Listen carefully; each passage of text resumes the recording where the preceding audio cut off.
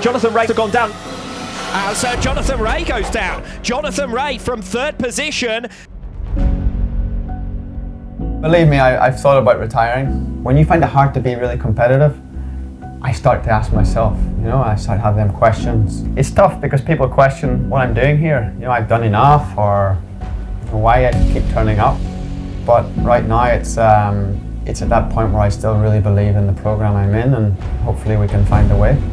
I'm so motivated to win. I want to win again. I feel I have so much more left to give as well. I feel I'm riding in the best shape I ever have. I'm really busting my ass every lap. Jonathan Rea has managed to leapfrog Alvaro Bautista and hold on ahead of him.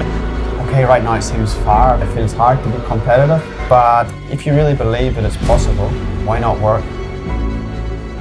In reality, I don't have much else. I've got my wife and kids at home, but aside from racing motorbikes, I have nothing. It's my life.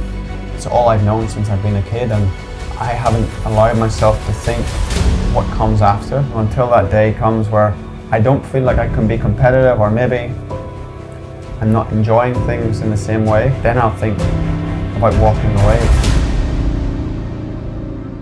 When you're not winning, you have to take enjoyment from other areas, and that's tough.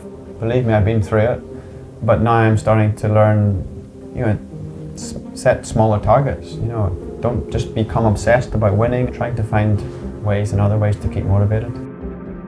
When I look back over the season so far, it's been very challenging. The times have changed where we've been, winning, every weekend. Jonathan Rea comes out of the final turn to be confirmed World Champion in 2020. Rea has done it for a 6th year in a row. The biggest thing is missing is development. Fundamentally, our bike's been the same for many, many years. And of course, we're a little bit of a victim of our own success, because when you're winning for many years, there's not much reason to improve. I think when Ducati came with their bike in 19 was the first, let's say, shotgun effect of, okay, this is the new level, and other manufacturers have started coming with new bikes and making huge improvements. But we're making small changes, but now we need a big step. Superbikes at a very high level.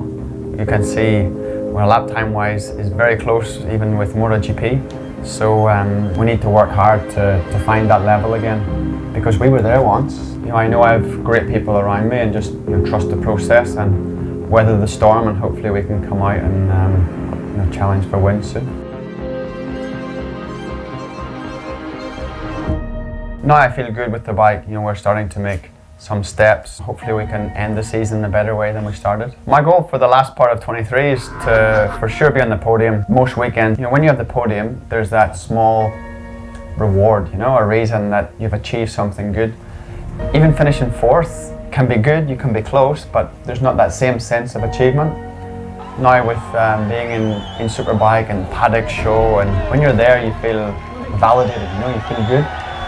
But my main target is to win a race. I want to win again so badly, and there'll be times this year I'm sure that we can have our chance to fight.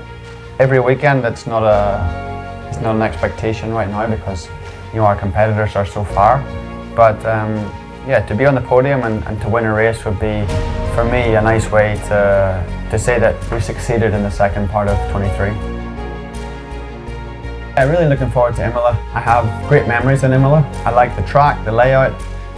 I've never rode for an Italian manufacturer, or I don't speak Italian, but I just have a really warm feeling with the Italian fans. You feel like the passion in Italy is really different. Potentially one of the coolest places you ride.